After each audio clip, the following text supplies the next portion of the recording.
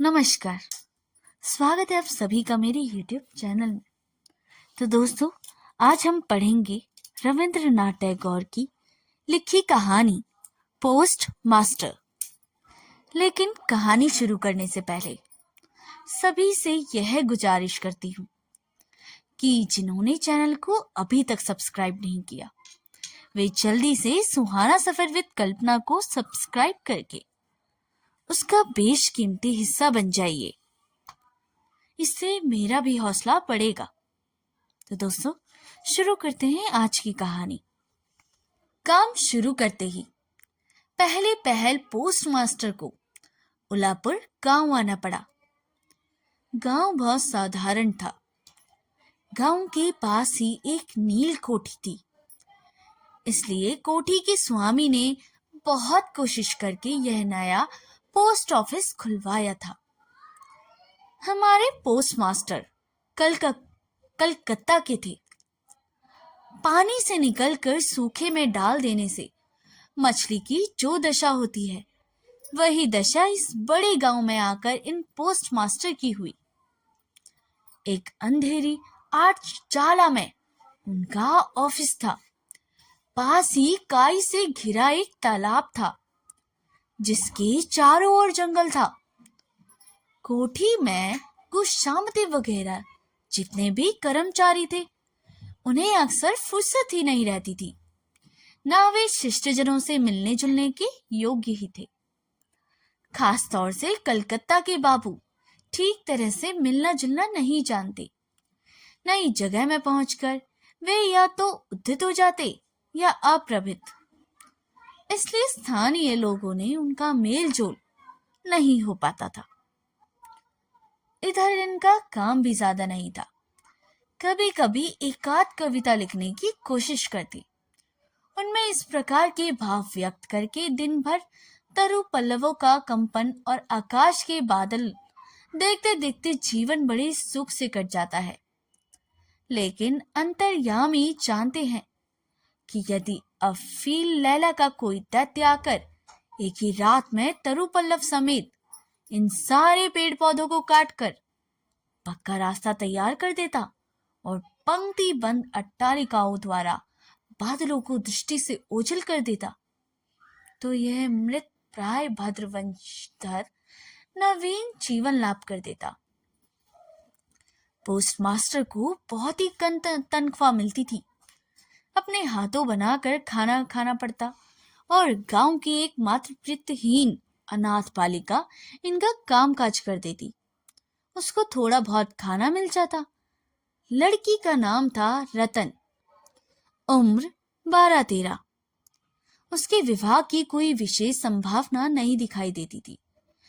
शाम को जब गांव की गौशाला से कुंडलाकार धुआं उठता, झाड़ियों में झिंगुर बोलते हुए दूर के गांव में पियक्कड़ बाउलों को दल ढोल कतार बजाकर ऊंचे स्वर में गीत छेड़ देता। जब अनंदर बरामदे में अकेले बैठे बैठे वृक्षों का कंपन देखकर कवि हृदय में भी ईषित हृदय कंपन होने लगता, तब कमरे के कोने में एक टिमटिमाता हुआ दिया जलाकर पोस्ट मास्टर आवाज लगाते, रतन। रतन दरवाजे पर बैठी इस आवाज की प्रतीक्षा करती रहती, लेकिन पहली आवाज पर ही अंदर ना आती। वहीं से कहती, क्या है बाबू, किस लिए बुला रहे हो? पोस्ट मास्टर, तू क्या कर रही है? रतन, बस चूल्हा जलाने ही जा रही हूँ, रसोई घर में। पोस्ट मास्टर, तेरा रसोई का काम पीछे हो जाएगा, जा पहले हुक्का भर ला। थोड़ी देर में अपनी गाल फुलाए चिलम में फूंक मारती रतन भीतर आती है। उसके हाथ से हुक्का लेकर पोस्ट मास्टर चट से पूछ बैठते, अच्छा रतन, मुझे अपनी माँ की याद है। बड़ी लंबी बातें हैं, बहुत सी याद है, बहुत सी याद भी नहीं। माँ की अपेक्षा पिता उसको अधिक प्यार करते थे। पिता की उसे थोड़ी थोड़ी याद है। दिन भर मेहनत करके उसके पिता शाम को घर लौटते। भाग्य से उन्हीं में से दो एक शामों की याद उसके मन की में चित्र के समान अंकित है। उन्हीं की बात करते करते धीरे धीरे रत्न पोस्ट मास्टर के पास ही जमीन पर बैठ जाती। उसे ध्यान आता उसका एक भाई था। बहुत दिन पहले बरसात में एक दिन तालाब के किनारे दोनों ने मिलकर पेड़ की टूटी हुई टहनी की बंसी बनाकर झूठ मूठ मछली पकड़ने का खेल खेला था। अनेक महत्वपूर्ण घटनाओं की अपेक्षा इसी बात की याद उसे अधिक आती। इस तरह बातें करते करते कभी कभी काफी रात हो जाती है। जब आलस के मारे पोस्ट मास्टर को खाना बनाने की इच्छा ना होती, सवेरे की बासी तरकारी रहती और रतन झटपट चूल्हा जलाकर कुछ रोटियां सेक लेती। उन्हीं से दोनों के रात्रि का भोजन का काम चल जाता। कभी कभी शाम को उस बृहद आठचाला के एक कोने में ऑफिस की काठ की कुर्सी पर बैठे बैठे पोस्ट मास्टर भी अपने घर की बात चलाते। छोटे भाई की बात, माँ और दीदी की बात, प्रवास में एकांत कमरे में बैठकर जिन लोगों के लिए हृदय कातर हो उठता उनकी बात, जो बातें उनके मन में बार बार उदय होती रहती, पर जो नील कोठी के खुशामदों के सामने किसी भी तरह नहीं उठाई जा सकती थी।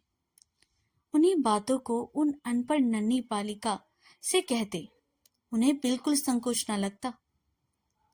अंत में ऐसा हुआ कि बालिका बातचीत करते समय उनके घर वालों को चिर परिचितों के समान खुद भी माँ, दादा और दीदी कहने लगी। यहाँ तक कि अपने नन्हे से हृदय पट पर उसने उनकी काल्पनिक मूर्ति भी चरित्र कर ली थी। एक दिन बरसात की दोपहर में बादल छट गए थे और हल्का सा ताप लिए सुकोमल हवा चल रही थी। धूप में नहाई घास से और पेड़ पौधों से एक प्रकार की गंध निकल रही थी। ऐसा लगता था मानो कालांत धरती का उष्ण निश्वास अंगों को छू रहा हो और ना जाने कहां से एक हठी पक्षी दोपहर भर प्रकृति के दरबार में लगातार एक लय से अत्यंत करुण स्वर में अपनी नालिश तुहार रहा था। उस दिन पोस्टमास्टर के हाथ खाली थे। वर्षों के धुले लहलाते चिकने मृदुल तरु पल्लव और धूप में चमकते पराजित वर्षा के भावना विशिष्ट स्तूपाकार बादल सचमुच देखने योग्य थे। पोस्टमास्टर उन्हें देखते जाते और सोचते कि इस समय यदि कोई आत्मीय अपने पास होता, हृदय के साथ एकांत संलग्न कोई स्नेह की प्रतिमा, मानव मूर्ति। धीरे धीरे उन्हें ऐसा लगने लगा मानो वह पक्षी भी बार बार यही कह रहा हो और मानो इस निर्जन में तरु छाया में डूबी दोपहर के पल्लव मरमर का भी कुछ ऐसा ही अर्थ हो। ना कोई विश्वास कर सकता, ना कोई जान पाता। लेकिन उस छोटे से गांव की सामान्य वेतन भोगी उन सब पोस्टमास्टर के मन में छुट्टी के लंबे दिनों में गंभीर सुनसान दोपहर में इसी प्रकार के भाव उदय होते रहते। पोस्टमास्टर ने एक दीर्घ निश्वास लिया और फिर आवाज लगाई, रतन। रतन उस समय अमरूद के पेड़ के नीचे पैर फैलाए कच्चा अमरूद खा रही थी। वह मालिक की आवाज सुनते ही तुरंत दौड़ी हुई आई और हाफती हुई बोली, भैया जी क्यों बुला रहे थे? पोस्टमास्टर ने कहा, मैं तुझे थोड़ा थोड़ा करके पढ़ना सिखाऊंगा और फिर दोपहर भर उसके साथ छोटा अ बड़ा अ करते रहे। इस तरह कुछ दिनों में संयुक्त अक्षर भी पार कर लिए। सावन का महीना था। लगातार वर्षा हो रही थी। गड्ढे, नाले, तालाब सब पानी से भर गए थे। रात दिन मेंढक की टर टर और वर्षा की आवाज। गांव के रास्तों में चलना फिरना लगभग बंद हो गया। हॉट के लिए नाव में चढ़कर जाना पड़ता। एक दिन सवेरे से ही बादल खूब घिरे हुए थे। पोस्टमास्टर की शिष्या बड़ी देर से दरवाजे के पास बैठी प्रतीक्षा कर रही थी। लेकिन और दिनों की तरह जब यथा समय उसकी बुलाहट ना हुई तो खुद किताबों का थैला लिए धीरे धीरे भीतर आई। देखा, पोस्टमास्टर अपनी खटिया पर लेटे हुए हैं। यह सोचकर वे आराम कर रहे हैं, वे चुपचाप फिर बाहर जाने लगी। तभी अचानक सुनाई पड़ा, रतन। झपट कर लौटकर भीतर जाकर उसने कहा, भैया जी सो रहे थे। पोस्टमास्टर ने कातर स्वर में कहा, तबीयत ठीक नहीं मालूम होती, जरा मेरे माथे पर हाथ रखकर तो देख। घोर वर्षा होने लगी समय प्रवास में इस तरह बिल्कुल अकेले रहने पर रोग से पीड़ित शरीर को कुछ सेवा पाने की इच्छा होती है। तपत ललाट पर शंख की चूड़ियां पहने कोमल हाथ याद आने लगते हैं। ऐसे कठिन प्रवास में रोग की पीड़ा में यह सोचने की इच्छा होती है कि पास नहीं स्नेहमयी नारी के रूप में माता और दीदी बैठी हैं और प्रवासी के मन में यह अभिलाषा व्यर्थ नहीं गई। बालिका रतन बालिका ना रही। उसने फौरन माता का पद ग्रहण कर लिया। वह जाकर वैद्य को बुला लाई। यथा समय गोली खिलाई, सारी रात सिरहाने बैठी रही। अपने हाथों पथ्य तैयार किया और सैकड़ों बार पूछती रही, भैया जी कुछ आराम है क्या? कुछ दिनों बाद पोस्टमास्टर जब रोग शैया छोड़कर उठे तो उनका शरीर दुर्बल हो गया।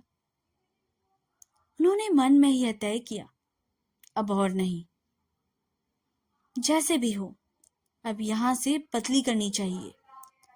अपनी अस्वस्थता का उल्लेख करते हुए उन्होंने उसी समय उत्तराधिकारियों के पास बदली के लिए कलकत्ता दरख्वास्त भेज दी। रोगी की सेवा से छुट्टी पाकर रतन ने दरवाजे के बाहर फिर अपने स्थान पर अधिकार जमा लिया। लेकिन अब पहले की तरह उसकी बुलाहट नहीं होती।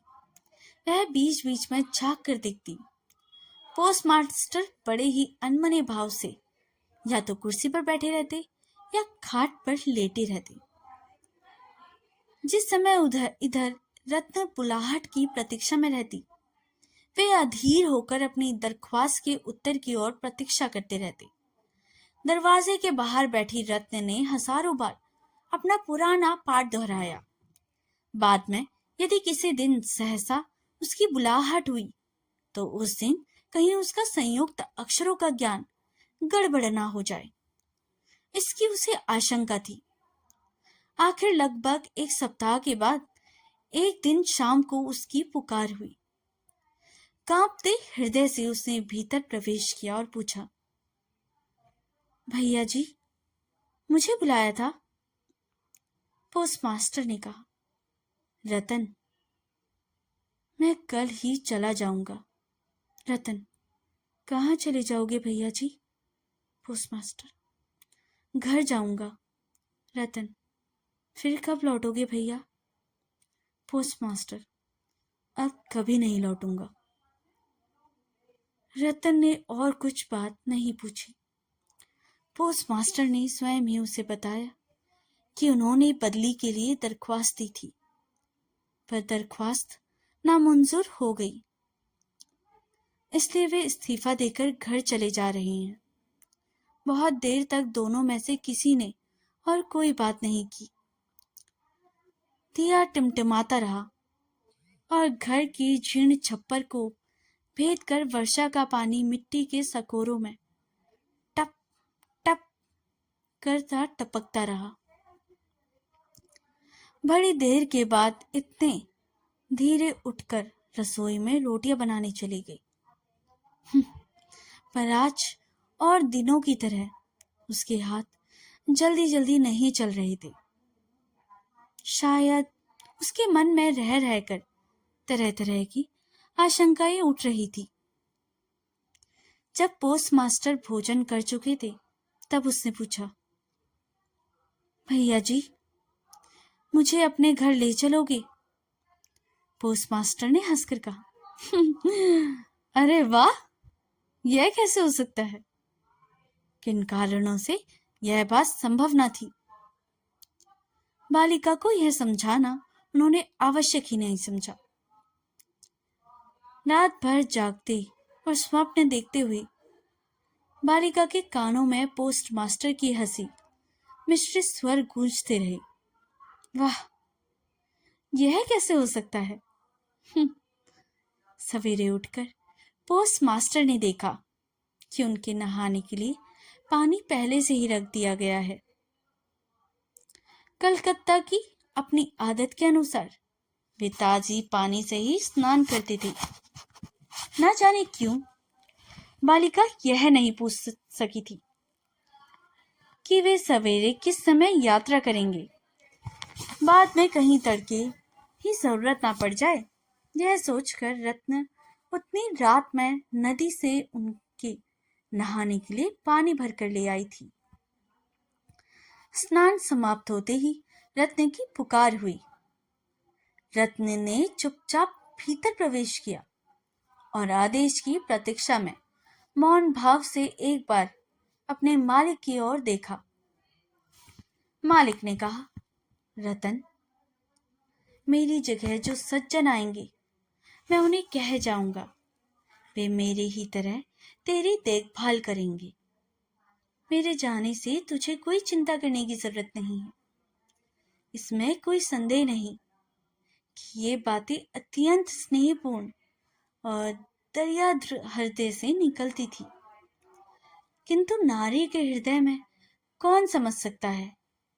रत्न इसके पहले बहुत बार अपने मालिक के हाथों अपना तिरस्कार चुपचाप सहन कर चुकी थी, लेकिन इस कोमल बात को वह सहन ना कर पाई।